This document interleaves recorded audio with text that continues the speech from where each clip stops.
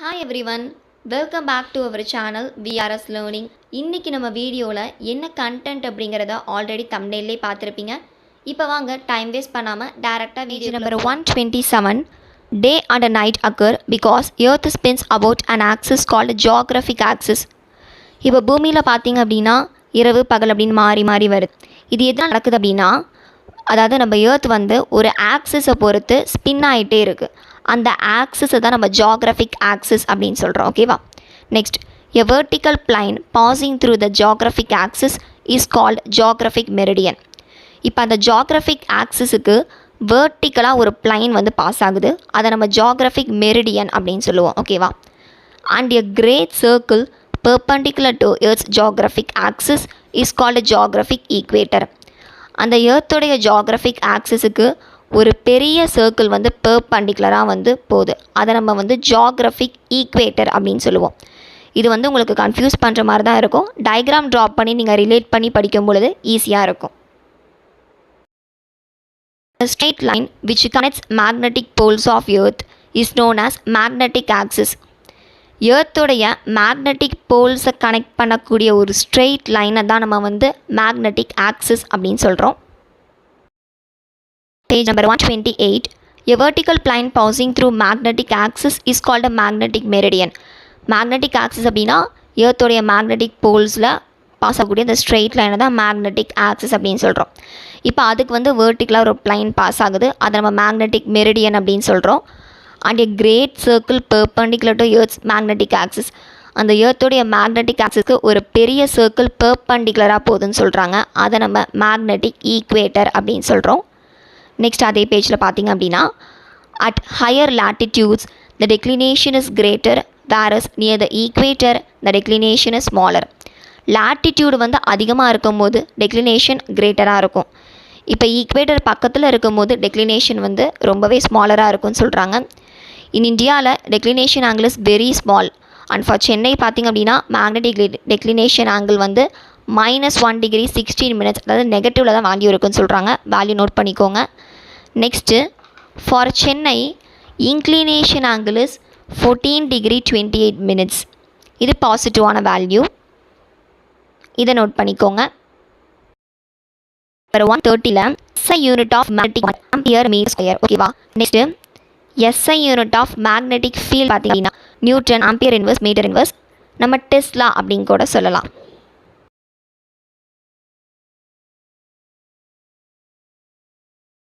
பார்த்தீங்க அப்படின்னா the ratio of magnetic length and geometrical length வந்து 5/6 தான் வேல்யூ. டெசிமல் வேல்யூ பார்த்தீங்க அப்படின்னா 0.833. ஓகேவா?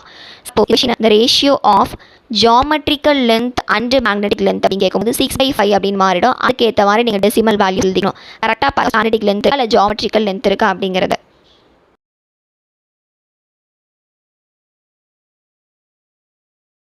பேஜ் நம்பர் 133ல் இருக்கக்கூடிய மேக்னெட்டிக் ஃப்ளக்ஸோடைய ஸ்பெஷல் கேசஸ் பார்த்துடலாம்.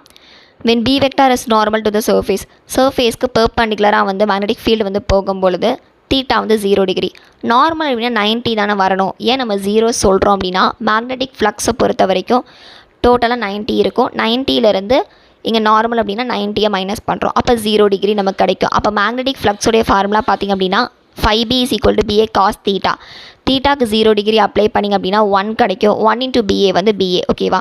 Next, when B vector is parallel to the surface, parallel அப்படின்னா தீட்டா வந்து 0 டிகிரி இருக்கும். மொத்தமாக 90லேருந்து நம்ம 0 மைனஸ் பண்ணோம் அப்படின்னா ஆன்சர் 90 தான் கிடைக்கும். ஸோ தீட்டாவோட வேல்யூ 90 டிகிரி. ஸோ மேக்னெட்டிக் ஃப்ளக்ஸோட வேல்யூ பார்த்திங்க அப்படின்னா 5B வந்து BA cos தீட்டா. தீட்டா வந்து 90 டிகிரி அப்ளை பண்ணும்போது 0 ஆகிடும். அப்போ டோட்டல் வேல்யூமே 0 ஆகிடும் அப்படின்னு சொல்கிறாங்க. நெக்ஸ்ட்டு கீழே பார்த்திங்க அப்படின்னா SI unit for magnetic flux வந்து வெபர். அதோட டைமென்ஷனல் ஃபார்முலா வந்து கொடுத்துருக்காங்க. mL² T - 2 A - 1 அப்படின்னு கொடுத்துருக்காங்க. மேக்னெட்டிக் ஃப்ளக்ஸோடைய CGS யூனிட் பார்த்திங்க அப்படின்னா மேக்ஸ்வெல் அப்படின்னு சொல்கிறாங்க. இந்த வேல்யூ நோட் பண்ணிக்கோங்க. 1 வெபர் வந்து 10⁸ மேக்ஸ்வெல் இருக்குன்னு சொல்கிறாங்க. லாஸ்ட்டாக மேக்னெட்டிக் ஃப்ளக்ஸ் டென்சிட்டியுடைய SI யூனிட் பார்த்திங்க அப்படின்னா வெபர் மீட்டர் இன்வெர்ஸ் டூ இல்லைனா டெஸ்லா, ரெண்டுமே யூஸ் பண்ணிக்கலாம். டெஸ்லா வந்து ஆல்ரெடி மேக்னெட்டிக் ஃபீல்டுக்கும் பார்த்துருக்கோம். பேஜ் நம்பர் 135ல் இங்கே வந்து ப்ரொபோர்ஷனாலிட்டி கான்ஸ்டன்ட் அப்படின்னு நம்ம K யூஸ் பண்ணியிருக்கோம். அதோட வேல்யூ வந்து μ0/4π. நியூமரிக்கல் வேல்யூ பார்த்திங்க அப்படின்னா 10⁻⁻7 ஹென்ரி மீட்டர் இன்வெர்ஸ். கரெக்டாக யூனிட் நோட் பண்ணிக்கோங்க. இங்கே μ0 அப்படிங்கிறது ஃப்ரீ ஸ்பேஸோடைய பெர்மியபிலிட்டி அப்படின்னு சொல்கிறாங்க. Page number 140, potential energy of a bar magnet in a uniform magnetic field. இந்த கொஷின் நம்ம படிச்சிருக்க மாட்டோம், அதோட ஸ்பெஷல் கேசஸ் மட்டும் பார்த்துடலாம். அதோட ஃபார்முலா வந்து இதான் formula, U is equal to minus PM vector dot B vector. ஓகேவா? இப்போ தீட்டா வந்து 0 டிகிரியாக இருக்கும் பொழுது காஸ் தீட்டா தான் நம்ம இங்கே யூஸ் பண்ணுவோம். தீட்டா வந்து 0, அப்போ காஸ் 0ோட வேல்யூ 1, ஸோ அந்த டேர்ம் அப்படியே வந்துடும். தீட்டா வந்து 180 அப்படின்னா காஸ் 180ோட வேல்யூ வந்து -1. இங்கே இருக்க மைனஸும் அந்த மைனஸும் சேர்ந்து பாசிட்டிவாக வந்து நமக்கு ரிசல்ட் கிடைக்கும். ஓகேவா? ஃபார்முலா மட்டும் ஞாபகம் வச்சுக்கிட்டா போதும், ஈஸியாக அப்ளை பண்ணி ஆன்சர் கண்டுபிடிச்சிடலாம். பேஜ் நம்பர் 141ல் SI unit of magnetising field ampere metre inverse. Next magnetic permeability பார்த்திங்க அப்படின்னா அதுக்கு யூனிட்டே கிடையாது. ஓகேவா? அது வந்து ஒரு டைமென்ஷன்லெஸ் நம்பர் அப்படின்னு சொல்கிறாங்க. நெக்ஸ்ட் ஃபார் ஃப்ரீ ஸ்பேஸ், அதாவது ஏர் இல்லை வேக்யூம் பார்த்திங்க அப்படின்னா ரிலேட்டிவ் பெர்மியபிலிட்டியோட வேல்யூ வந்து 1 அப்படின்னு சொல்கிறாங்க. நெக்ஸ்ட் ரைட் சைட் பார்த்திங்க அப்படின்னா இன்டென்சிட்டி ஆஃப் மேக்னடைசேஷன், அதோட SI யூனிட் வந்து ampere metre inverse. Page number 142, magnetic susceptibility. இதுக்கும் யூனிட்டே கிடையாது, இது வந்து ஒரு டைமென்ஷன்லெஸ் குவான்டிட்டி. இது ஏன் அப்படி யூனிட்டே இல்லை அப்படின்னு சொல்கிறாங்கன்னா இது வந்து இன்டென்சிட்டி ஆஃப் மேக்னடைசேஷன், இது மேக்னடைசிங் ஃபீல்டு. இது ரெண்டுமே பார்த்திங்க அப்படின்னா ரெண்டுத்துக்குமே வந்து ஆம்பியர் மீட்டர் இன்வர்ஸ் தான் வந்து SI யூனிட். அது ரெண்டுமே நியூமரேட்டர் டினாமினேட்டர் வந்து கேன்சல் ஆகிடும், அப்போ நமக்கு யூனிட்டே கிடையாது. அதனால தான் இது வந்து நோ யூனிட் அப்படின்னு சொல்கிறாங்க. ஓகேவா? பேஜ் நம்பர் 143ல் டயாமேக்னட்டிக் மெட்டீரியல்ஸோட எக்ஸாம்பிள் கொடுத்துருக்காங்க. Bismuth, copper, water. இதை நோட் பண்ணிக்கோங்க. பேஜ் நம்பர் 145ல் பேராமேக்னட்டிக் மெட்டீரியல்ஸோட எக்ஸாம்பிள் கொடுத்துருக்காங்க. Aluminium, platinum, chromium, oxygen. Next அதே பேஜில் கீழே பார்த்திங்க அப்படின்னா the graph drawn between magnetic susceptibility and temperature வந்து ரெக்டாங்குலர் ஹைப்பர்போலா அப்படிங்கிறத ஞாபகம் வச்சுக்கோங்க. பேஜ் நம்பர் 146ல் ஃபெரோ மேக்னட்டிக் மெட்டீரியல்ஸோட எக்ஸாம்பிள் கொடுத்துருக்காங்க. Iron, nickel, cobalt. Page number 147ல் அட் அ பர்டிகுலர் டெம்பரேச்சரில் ஃபெரோ மேக்னட்டிக் மெட்டீரியல் வந்து பேராமேக்னட்டிக்காக கன்வெர்ட் ஆகுது அப்படின்னு சொல்கிறாங்க. அந்த டெம்பரேச்சரை தான் நம்ம க்யூரி டெம்பரேச்சர் அப்படின்னு சொல்கிறோம். ஓகேவா? ஆன்சர் வந்து க்யூரி டெம்பரேச்சர் எப்படியும் கேட்கலாம், இல்லைனா க்யூரி டெம்பரேச்சரில் ஃபெரோ மேக்னட்டிக் மெட்டீரியல் வந்து எப்படி மாறும், பேராமேக்னட்டிக்காக டயாமேக்னட்டிக்காக மாறுமா அப்படின்னு கேட்பாங்க. ஆன்சர் வந்து பேராமேக்னட்டிக், இப்படியும் கொஷின் கேட்கலாம். சேம் பேஜில் ரைட் சைட் பார்த்திங்க அப்படின்னா ஃபார் அன் எக்ஸாம்பிளுக்கு எலக்ட்ரானுக்கு வந்து எஸ்ஸோட வேல்யூ வந்து 1/2, அதாவது மேக்னெட்டிக் ஸ்பின் வந்து 1/2 தான் வேல்யூ அப்படின்னு சொல்லியிருக்காங்க. இந்த ப்ரெசன்ஸ் ஆஃப் மேக்னெட்டிக் ஃபீல்டு இருக்கும் பொழுது the spin will orient either parallel or anti-parallel to the direction of magnetic field. ஓகேவா? அது வந்து பேரலாகவும் போகலாம், ஆன்டி பேரலாகவும் ஸ்பின் இருக்கலாம் அப்படின்னு சொல்கிறாங்க. This implies that the magnetic spin ms takes 2 values for an electron. ஒரு எலக்ட்ரானுக்கு 2 வேல்யூ எடுத்துக்குதுன்னு சொல்கிறாங்க. 1/2 எடுத்துக்கலாம், -1/2 எடுத்துக்கலாம். 1/2 வந்து ஸ்பின் அப், மேலே போகும்போது 1/2. -1/2 வந்து ஸ்பின் டவுன் அப்படின்னு சொல்கிறாங்க. Spin for proton and neutron வந்து கொடுத்துருக்காங்க. ப்ரோட்டானுக்கும் நியூட்ரானுக்கும் எஸ்ஸோட வேல்யூ 1/2. ஃபோட்டானுக்கு பார்த்திங்க அப்படின்னா எஸ்ஸோட வேல்யூ 1. ப்ரோட்டானையும் ஃபோட்டானையும் கன்ஃபியூஸ் பண்ணிக்காதீங்க, கரெக்டாக ஞாபகம் வச்சுக்கோங்க. பேஜ் நம்பர் 149ல் ஹிஸ்டெரிசிஸ் அப்படின்னா என்னென்னு கேட்பாங்க. லாகிங், பிஹைண்டுக்கு பதிலாக பிலோ, ஓவர், அந்த மாதிரி நிறைய வேர்ட்ஸ் வந்து கொடுத்துருப்பாங்க ஆப்ஷன்ஸில். லாகிங் பிஹைண்டு தான் ஆன்சர். சேம் பேஜில் ரைட் சைட் பார்த்திங்க அப்படின்னா based on the shape and size of the hysteresis லூப்போட ஷேப் அண்ட் சைஸை பேஸ் பண்ணி பார்க்கும் பொழுது ஃபெரோமேக்னெட்டிக் மெட்டீரியல்ஸை நம்ம சாஃப்ட் மேக்னெட்டிக் மெட்டீரியல்ஸாக வந்து கிளாஸிஃபை பண்ணிக்கலாம், ஹார்டு மேக்னெட்டிக் மெட்டீரியல்ஸாக கிளாஸிஃபை பண்ணிக்கலாம். சாஃப்ட் மேக்னெட்டிக் மெட்டீரியல்ஸ்க்கு வந்து ஸ்மாலர் ஏரியா தான் இருக்கும், ஹார்டு மேக்னெட்டிக் மெட்டீரியல்ஸ்க்கு வந்து லார்ஜர் ஏரியா இருக்கும் அப்படின்னு சொல்கிறாங்க. பேஜ் நம்பர் 150ல் ஒரு பாக்ஸ் கொடுத்துருப்பாங்க. Table 3.2 differences between soft and hard ferromagnetic materials. இந்த பாக்ஸ் வந்து ஃபுல்லாக படித்து வச்சுக்கினாலும் படிச்சுக்கோங்க, ஏன்னா இந்த 3, 4, 5 மட்டும் மெயினாக படிச்சுக்கோங்க. ப்ராப்பர்ட்டிஸ் வந்து ரிட்டென்டிவிட்டி, கோஎர்சிவிட்டி, சசெப்டிபிலிட்டி அண்ட் மேக்னெட்டிக் பெர்மியபிலிட்டி. அது வந்து சாஃப்ட் ஃபெரோமேக்னெட்டிக் மெட்டீரியல்ஸில் எப்படி இருக்கும், ஹார்டு ஃபெரோமேக்னெட்டிக் மெட்டீரியல்ஸ்க்கு எப்படி இருக்கும் அப்படின்னு சொல்லியிருக்காங்க. சேம் பேஜில் கீழே பார்த்திங்க அப்படின்னா பெர்மனண்ட் மேக்னெட்ஸ். எதெல்லாம் நம்ம பெர்மனண்ட் மேக்னெட்ஸ் அப்படின்னு சொல்லுவோம்னா மெட்டீரியல்ஸ்க்கு வந்து ஹை ரிட்டென்டிவிட்டி இருக்கணும், ஹை கோயர்சிவிட்டி இருக்கணும், லோ பெர்மியபிலிட்டி இருந்தால் தான் நம்ம பெர்மனண்ட் மேக்னட்ஸ் அப்படின்னு சொல்லுவோம். அதுக்கு எக்ஸாம்பிள் கொடுத்துருக்காங்க, கார்பன் ஸ்டீல், ஆல்னிகோ அப்படின்னு கொடுத்துருக்காங்க. நெக்ஸ்ட் வந்து எலக்ட்ரோ மேக்னட்ஸ் அப்படின்னா அதுக்கு வந்து ஹை இனிஷியல் பெர்மியபிலிட்டி, ஸ்டார்டிங்லேயே வந்து அதிகமான பெர்மியபிலிட்டி இருக்கணும், லோ ரிட்டென்டிவிட்டி இருக்கணும், லோ கோயர்சிவிட்டி இருக்கணும், and thin hysteresis slope with smaller area. ஓகேவா? இதுக்கு வந்து எக்ஸாம்பிள் வந்து சாஃப்ட் அயனும் மியூ மெட்டல் அப்படின்னு கொடுத்துருக்காங்க. இது வந்து நிக்கல் அயன் அலாய் தான் வந்து மியூ மெட்டல் அப்படின்னு சொல்கிறாங்க. ஓகேவா? Next core of the transformer எப்படி இருக்கணும்னு சொல்லியிருக்காங்க.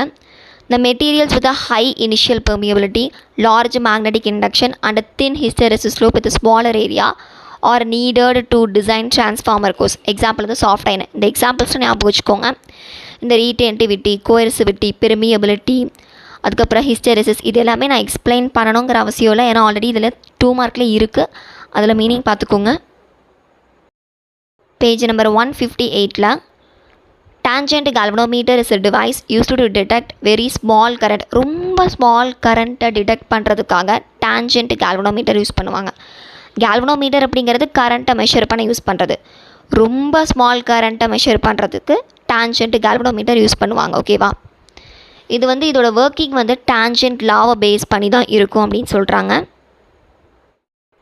இதோடைய அந்த tangent லாவோடைய அந்த கன்ஸ்ட்ரக்ஷனை வந்து நீங்கள் ஃபுல்லாக படிச்சுக்கோங்க. பிகாஸ் அதில் எது வேணாலும் கேட்கலாம். tangent galvanometer consists of copper coil இருக்கும், several turns wound on a non-magnetic circular frame. அந்த ஃப்ரேம் வந்து brass or woodல வந்து மேட் பண்ணியிருப்பாங்க. இது பார்த்துக்கோங்க. which is mounted vertical in a horizontal base table. இந்த கன்ஸ்ட்ரக்ஷன் வந்து ஃபுல்லாக படிச்சுக்கோங்க அப்படின்னு இல்லை, சும்மா ஒரு கிளான்ஸ்க்கு ரீட் பண்ணிக்கோங்க. இதில் 2 1 மார்க் இருக்குது. மேபி வேறு ஏதாவது கேட்டால் கூட கேட்கலாம், பார்த்துக்கோங்க. A thin aluminium pointer attached perpendicular to the magnetic needle. Magnetic நீடிலுக்கு வந்து பெர்பெண்டிகுலராக வந்து ஒரு மெல்லிசாக இருக்கக்கூடிய ஒரு அலுமினியம் பாயிண்டரை வந்து அட்டாச் பண்ணியிருக்காங்க. மூவ்ஸ் ஓவர் அ கிராஜுவேட்டட் சர்க்குலர் ஸ்கேல். அது வந்து ஒரு சர்க்குலர் ஸ்கேலில் வந்து மெதுவாக மூவ் ஆகுது அப்படின்னு சொல்கிறாங்க. நெக்ஸ்ட்டு பார்த்திங்க அப்படின்னா இங்கே வந்து ஒரு ஃபார்முலா கொடுத்துருக்காங்க. I1/I2 is equal to K into tan theta 1 by K into tan theta 2. இது வந்து மேபி சம்மில் இது கேட்கலாம், tangent galvanometer பேஸ் பண்ணி. இது நோட் பண்ணிங்க. நெக்ஸ்ட் என்ன சொல்கிறாங்க அப்படின்னா, இந்த tangent galvanometer வந்து எப்போ ரொம்ப சென்சிட்டிவாக இருக்கும் அப்படின்னா 45 டிகிரியில் வந்து ரொம்பவே சென்சிட்டிவாக இருக்கும் அப்படின்னு சொல்கிறாங்க. 30 டிகிரி 60 டிகிரி இருக்கும் பொழுது அதிகமாக டிஃப்ளெக்ஷன் ஆகும் அப்படின்னு சொல்கிறாங்க. 30க்கு கம்மியாகவோ அல்லது 60க்கு அதிகமாகவோ இருக்கும் பொழுது டிஃப்ளெக்ஷன் காட்டாதுன்னு சொல்கிறாங்க. டிஃப்ளெக்ஷன் அப்படின்னா அந்த முள் வந்து ஆடுறத நம்ம டிஃப்ளெக்ஷன் அப்படின்னு சொல்லுவோம். டிஃப்ளெக்ட் ஆகும்போது மட்டும்தான் கரண்ட் வந்து பாஸ் ஆகுது அப்படின்னு அர்த்தம். ஓகேவா? 30க்கு கம்மியாகவோ 60க்கு அதிகமாகவோ இருந்தால் டிஃப்ளெக்ட் ஆகாது. 30 to 60க்குள்ளே இருக்கும்போது தான் டிஃப்ளெக்ட் ஆகும். ரொம்ப சென்சிட்டிவாக 45 டிகிரியில் இருக்கும்போது டிஃப்ளெக்ட் ஆகும் அப்படின்னு சொல்கிறாங்க.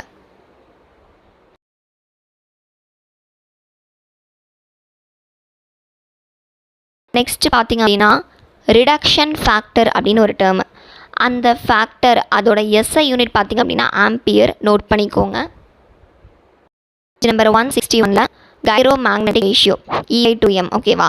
இதோட வேல்யூ வந்து 8.78 into 10^10 கூலும் கிலோகிராம் இன்வெர்ஸ் 1. ஓகேவா? இதை நோட் பண்ணிக்கோங்க. கைரோ மேக்னெட்டிக் ரேஷியோனா இதான் ஆன்சர், வேல்யூ. வந்து இப்படி மட்டும் வேல்யூ மட்டும் கேட்க மாட்டாங்க.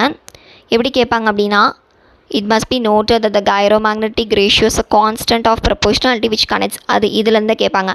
angular momentum of the electron and the magnetic moment of the electron. இதை பேஸ் பண்ணி தான் வரும் கொஷின். இதை நல்லா நோட் பண்ணிக்கோங்க. பேஜ் நம்பர் 162ல் போர் மேக்னட்டான் அதோட வேல்யூ இதுதான், 9.27 into 10^-24 ஆம்பியர் மீட்டர் ஸ்கொயர். ஓகேவா? which is used to measure atomic magnetic moments. ஓகேவா? ரெண்டுமே கன்ஃபியூஸ் பண்ணுற மாதிரி இருக்கும், கரெக்டாக பார்த்துக்கோங்க. இது போர் மேக்னெட், அது கைரோ மேக்னெட்டிக். ஓகேவா? சேம் பேஜில் ரைட் சைடில் பார்த்திங்க அப்படின்னா ampere circuital law. Note that the line integral does not depend on the shape of the path of the position of the conductor with the magnetic field. Ampere circuital லாவில் பார்த்திங்க அப்படின்னா அந்த கண்டக்டரோட பொசிஷனோடைய அந்த ஷேப்பை வந்து அந்த லைன் இன்டெக்ரல் டிபெண்ட் பண்ணி இருக்காது அப்படின்னு சொல்கிறாங்க மேக்னெட்டிக் ஃபீல்டு இருக்கும் பொழுது. Number 163, a solenoid is a long coil of wire closely wound in the form of helix. Helix அப்படிங்கிற ஒரு ஃபார்மில் தான் இருக்கும் அப்படின்னு சொல்கிறாங்க. நோட் பண்ணிக்கோங்க. solenoid அப்படின்னாவே ஹெலிக்ஸ் தான். Next the direction of magnetic field due to snow is given by right hand palm rule. இந்த ரூல் நோட் பண்ணிக்கோங்க. Inside the solenoid the magnetic field is nearly uniform and parallel to its axis, whereas outside the solenoid the field is negligibly small. solenoidக்குள்ளே பார்த்தீங்க அப்படின்னா magnetic field வந்து யூனிஃபார்மாக இருக்கும், அந்த ஆக்சிஸ்க்கு பேரலாக இருக்கும்னு சொல்கிறாங்க. இதே solenoidக்கு வெளியில் பார்த்தீங்க அப்படின்னா ரொம்பவே ஸ்மாலாக தான் இருக்கும், ரொம்ப கம்மியாக தான் இருக்கும் மேக்னெட்டிக் ஃபீல்டு அப்படின்னு சொல்கிறாங்க. ரொம்ப கம்மியாக இருக்கும் அப்படின்னா solenoidக்கு வெளியில் வந்து 0 வேல்யூவே மேக்னெட்டிக் ஃபீல்டே இருக்காது அப்படிங்கிற மாதிரி சொல்கிறாங்க. பேஜ் நம்பர் 168ல் லாரன்ஸ் ஃபோர்ஸுடைய ஃபார்முலா பார்த்துக்கோங்க. F vector is equal to Q into V vector cross B vector. Suppose வெக்டாரை ரிமூவ் பண்ணணும் அப்படின்னா magnetic force is equal to QVB sin theta அப்படின்னு வரும். பேஜ் நம்பர் 170ல் motion of a charge particle in a uniform magnetic field. இதில் வந்து time பீரியடோட formula கொடுத்துருப்பாங்க, நோட் பண்ணிக்கோங்க, சம்மில் யூஸ் பண்ணுவோம். நெக்ஸ்ட்டு ஃப்ரீக்வன்சி அப்படின்னாவே இன்வர்ஸ் ஆஃப் டைம் பீரியட் தான், அப்படியே இன்வர்ஸில் போட்டால் இதோட ஆன்சர் கிடச்சிரும். பேஜ் நம்பர் 179ல் force between 2 long parallel current carrying conductors. இந்த 5 மார்க் நம்ம ஆல்ரெடி பார்த்துருப்போம். அதில் thus the force between 2 parallel current carrying conductors வந்து அட்ராக்டிவாக இருக்குது அப்படின்னா if they carry current in the same direction அப்படின்னு சொல்கிறாங்க. இது கீழே பார்த்தீங்க அப்படின்னா the force between 2 parallel current carrying conductors ரிப்பல்சிவாக இருந்துச்சு அப்படின்னா if they carry current opposite டைரக்ஷனில் வந்து கரண்ட்டை கேரி பண்ணிட்டு போகிறனால தான் ரிப்பல்சிவாக இருக்குது அப்படின்னு சொல்கிறாங்க. நம்பர் 181ல் torque on a current loop placed in a magnetic field. இதோட ஸ்பெஷல் கேசஸ் தான் பார்க்க போகிறோம். வென் தீட்டா வந்து 90 degree or the plane of the loop is parallel to the magnetic ஃபீல்டாக இருந்துச்சு அப்படின்னா the torque on the current loop வந்து மேக்ஸிமமாக இருக்கும் அப்படின்னு சொல்கிறாங்க. தீட்டா வந்து 90 டிகிரி அப்படின்னா இங்கே நம்ம சைன் தீட்டா தான் யூஸ் பண்ணுறோம். சைன் 90யோட வேல்யூ 1, அப்படியே IAB அப்படிங்கிற வேல்யூ அப்படியே வந்துடும். சப்போஸ் தீட்டா வந்து 0 டிகிரி அல்லது 180 டிகிரி இருந்துச்சு அப்படின்னா or the plane of the loop வந்து மேக்னெட்டிக் ஃபீல்டுக்கு பெர்பெண்டிகுலராக இருக்கும்போது சைன் 90யோட வேல்யூ 0, அப்போ மொத்த வேல்யூவே 0 ஆகிடும்னு சொல்கிறாங்க. ஓகேவா? Next moving coil galvanometer. இதில் பார்த்திங்க அப்படின்னா இது வந்து ஒரு டிவைஸ். இதை நம்ம எதுக்கு யூஸ் பண்ணுறோம் அப்படின்னா detect the flow of current in an electrical circuit. ஒரு எலக்ட்ரிக்கல் சர்க்யூட்டில் கரண்ட்டு ஃப்ளோ ஆகிறத கண்டுபிடிக்கிறதுக்காக நம்ம மூவிங் காயில் கால்வனோமீட்டர் யூஸ் பண்ணுறோம். கரண்ட்டு செக் பண்ணுறதுக்காக கால்வனோமீட்டர் யூஸ் பண்ணுறோம். ஸ்மால் கரண்ட்டை செக் பண்ணுறதுக்காக டேஞ்சன்ட் கால்வனோமீட்டர் யூஸ் பண்ணுறோம். ஓகேவா? இதோட பிரின்சிபல் பார்த்திங்க அப்படின்னா when a current carrying loop is placed in a uniform magnetic field நம்ம வைக்கும் பொழுது இது டார்க் எக்ஸ்பீரியன்ஸ் பண்ணுது. அப்போ இது வந்து டார்க்கை பேஸ் பண்ணி தான் ஒர்க் பண்ணுது அப்படின்னு சொல்கிறாங்க. நெக்ஸ்ட்டு ரைட் சைட் பார்த்திங்க அப்படின்னா the horseshoe magnet has hemispherical magnetic poles which produces a radial magnetic field. horseshoe magnet வந்து hemispherical magnetic poles வந்து அதுக்கு இருக்குதுன்னு சொல்கிறாங்க. அது வந்து ரேடியலாக மேக்னெட்டிக் ஃபீல்டை வந்து ப்ரொடியூஸ் பண்ணுது அப்படின்னு சொல்கிறாங்க. இது வந்து ஒரு இம்பார்ட்டண்ட்டான 1 மார்க். நம்பர் 182ல் phosphor bronze wire is used as the suspension wire because the couple per unit twist is very small. couple per unit twist வந்து ரொம்ப ஸ்மாலாக இருக்கனால பாஸ்பர் bronze wire நம்ம வந்து சஸ்பென்ஷன் ஒயராக யூஸ் பண்ணுறோம் அப்படின்னு சொல்கிறாங்க. இது ஒரு முக்கியமான 1 மார்க். பேஜ் நம்பர் 184ல் galvanometer converted into ammeter பார்த்துருப்போம். By connecting a low resistance in parallel with a galvanometer. ஓகேவா? இது எப்படி ஞாபகம் வச்சுக்கிறது அப்படின்னா ஒரு நிமோனிக் இருக்குது ஆலோப் அப்படின்ட்டு, ALOP. ஓகேவா? அதாவது நம்ம அம்மீட்டராக கன்வெர்ட் பண்ணும்போது லோ ரெசிஸ்டன்ஸில் பேரலில் கனெக்ட் பண்ணோம் அப்படின்னு சொல்கிறாங்க. நெக்ஸ்ட் பேஜ் நம்பர் 185ல் பார்த்திங்க அப்படின்னா galvanometer to a voltmeter. ஓகேவா? இதுக்கு வந்து VHS அப்படின்னு ஞாபகம் வச்சுக்கோங்க. நம்ம வோல்ட் மீட்டராக கன்வெர்ட் பண்ணும்போது ஹை ரெசிஸ்டன்ஸ் இருக்கணும், சீரீஸில் கனெக்ட் பண்ணணும். ஓகேவா? 184லே கீழே பார்த்தீங்கன்னா ஐடியல் அம்மீட்டருக்கு வந்து 0 ரெசிஸ்டன்ஸே அங்கே இல்லைன்னு சொல்கிறாங்க. பேஜ் நம்பர் 185ல் பார்த்தீங்க அப்படின்னா அண்ட் ஐடியல் வோல்ட் மீட்டருக்கு இன்ஃபைனைட் ரெசிஸ்டன்ஸ் அப்படின்னா தடுப்புத்தன்மை அதிகமாக இருக்கும்போது அங்கே கரண்ட்டே போகாது அப்படிங்கிற மாதிரி சொல்கிறாங்க. இவ்வளோதான் இந்த லெசனில் இருக்க இன்சைட் 1 மார்க்ஸ் எல்லாமே பார்த்துட்டோம். லாஸ்ட்டாக சம்மரி தான் இருக்குது. இது ஒன்றுமே இல்லை, நம்ம ஆல்ரெடி முன்னாடி பார்த்தது. நெக்ஸ்ட் இந்த 5 மார்க்ஸ் நம்ம படிச்சிருப்போம்ல, அதோட ரிசல்ட்டு இது எல்லாமே தான் இங்கே கொடுத்துருப்பாங்க.